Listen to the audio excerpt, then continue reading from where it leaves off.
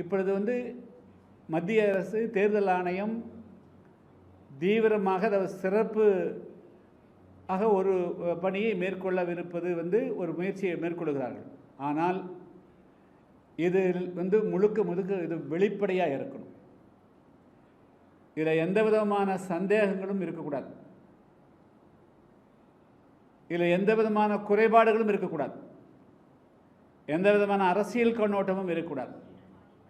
என்று சொன்னால் ஜனநாயகத்தினுடைய ஆணிவேராக இருக்கக்கூடிய 5 ஆண்டுக்கு ஒரு முறை நடத்தக்கூடிய இந்த தேர்தலில் 18 வயது நிரம்பிய அனைவருமே வாக்காளர்கள் ஆக்கப்பட வேண்டும்.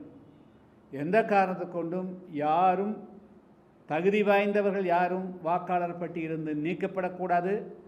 அதே போல தகுதி வாய்ந்தவர்கள் யாரும் சேர்க்கப்படாமலும் இருக்கக்கூடாது. அந்த நோக்கத்தோடு அந்த நோக்கத்தை நிறைவேற்றக்கூடிய வகையில் இப்பொழுது தேர்தல் ஆணையம் எஸ்ஐஆர் என்று அழைக்கப்படக்கூடிய இந்த சிறப்பு தீவிர வாக்காளர் திருத்தத்தை மேற்கொள்வதற்கு புதிய தமிழகம் கட்சி ஆதரவளிக்கும். அதே சமயத்தில் இதில் வேறு ஏதாவது உள்நோக்கம் இருக்கும் பட்சத்தில் அதை நிச்சயமாக நாங்கள் ஏற்றுக்கொள்ள மாட்டோம்.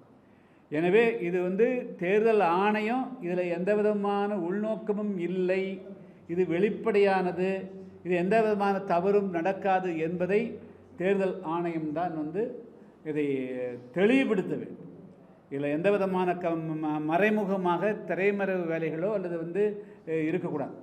மேலும் இப்பொழுது கொடுத்திருக்கக்கூடிய அறிக்கையின்படி எல்லா வாக்காளர்களுமே புதிய அவர்களது ஆவணங்களை சமர்ப்பிக்க வேண்டும் என்று சொல்லுவது 2026 சட்டமன்ற தேர்தல் இன்னும் 4-5 மாதங்களில் வரக்கூடிய இந்த சூழலில் ஏறக்குறைய 6 கோடிக்கு மேற்பட்ட மக்கள் அத்தனைத்து ஆவணங்களையும் தயார் செய்து கொடுத்து சேர்த்துக்கொள்ள முடியுமா, சமர்ப்பிக்க முடியுமா என்பதெல்லாம் மிகப்பெரிய கேள்வி இருக்கிறது.